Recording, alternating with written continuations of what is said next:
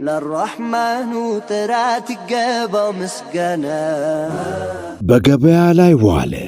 በሕይወት ሐቅና ቀጥተኛውን መንገድ ለመመራት ለፈለገ ለየትኛውም የሰው ልጅ በርካታ ጥያቄና መልሶችን የያዘ በውርስ ሳይሆን በምክንያትና ዕውቀት አማኝ መሆን ለፈለገ ለመረጋጋት መንፈሳዊነትን ለማጣጣም የንጽጽር ዕውቀትን ለመማር አንዱ የሌላኛውን ሃይማኖታዊ አስተምሮት ለማወቅና ለመረዳት የመጽሐፍ ቅዱስ ምስጢር በሙስሊም መነጽር ቁጥር 2 በገበያ ላይ ቁርአን የእውቀት ገበታ ባጢል ሐቁን መለያ። አሁን በእጃችሁ ላይ ምን አለ? ዕውቀት፣ ተስጦ ወይስ ገንዘብ? ይህ በእጃችሁ መገኘት የሚገባው ውድ የሕይወት ስንቅ መጽሐፍ ለሁሉም ጥያቄዎች መልስ አለው።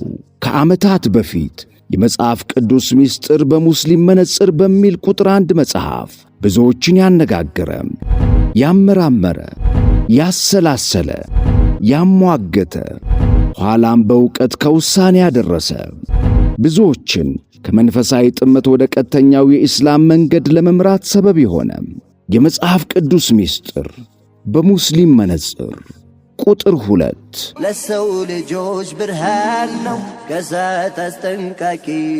እነሆ ብዙዎቻችሁ በጉጉት ስትጠብቁትና ስትጠይቁ የነበረው የመጽሐፍ ቅዱስ ምስጢር በሙስሊም መነጽር ቁጥር 2 መጽሐፍ በገበያ ላይ ውሏል። በዚህ መጽሐፍ ዕውቀትን ማንገስ፣ ሐሰትን ማርከስ የጸሐፊው ዋነኛ ዓላማ ነው።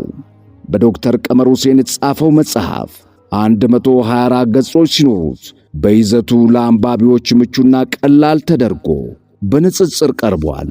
መጽሐፉን ከነጃሺ ማተሚያ ቤትና የሽያጭ ማዕከል ያገኙታል። ሰላም ቅን መንገድን ተረድተው በሚከተሉት ላይ ሁሉ ይሁን። የመጽሐፍ ቅዱስ ምስጢር በሙስሊም መነጽር ቁጥር 2 በገበያ ላይ ለረሕማኑ ጥራት ይገባው ምስጋና።